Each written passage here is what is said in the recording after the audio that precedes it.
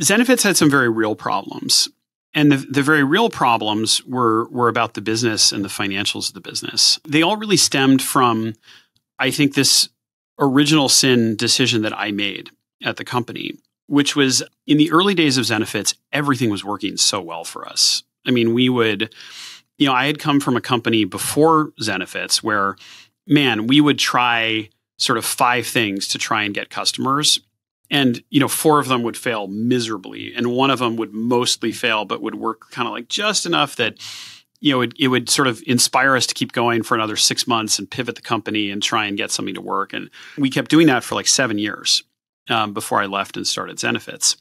Wow. And then at Zenefits, it was like the complete opposite. At Zenefits, it was like we would try 5 things and they would all work. And we would try 2 things that we thought would never work. And those would like kind of work too. And so it was this great example of just what things look like when it's working and when the market is sort of sucking the company into the market, or the void is kind of sucking the company into the market.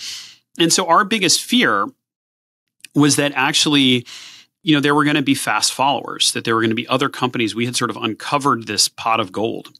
And there were going to be other businesses that were going to sort of establish a toehold. And I thought that we really had to sort of suck up all of the oxygen in the room and basically say, look, we've got to soak up all the demand.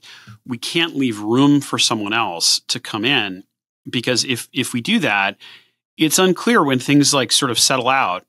At some large scale, we thought there were going to be network effects in the business, but it was not super clear. Like if someone else was willing to push the gas pedal all the way to the floor, would we even be, having discovered the market, would we be the ones that the sort of lens of the market was centered on, at the end of the day, if we weren't able to sort of grow and sort of take up, all of the oxygen in the room.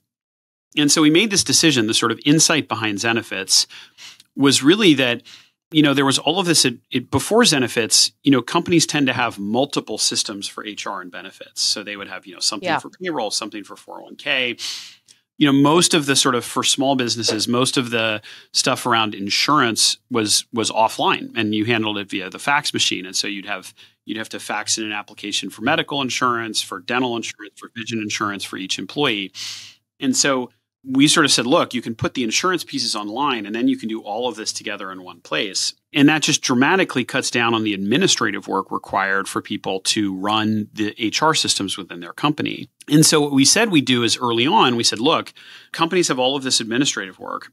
We're going to take all of that administrative work on ourselves. We're going to do it for them behind the scenes. And over time, we're going to work to automate it and work to sort of put it all in software. You kind of had to do it that way because the insurance companies didn't have like good systems. You still had to interface with them via the fax machine or often manually. And so it meant that Zenefits was sort of secretly behind the scenes, this giant sort of operational machine.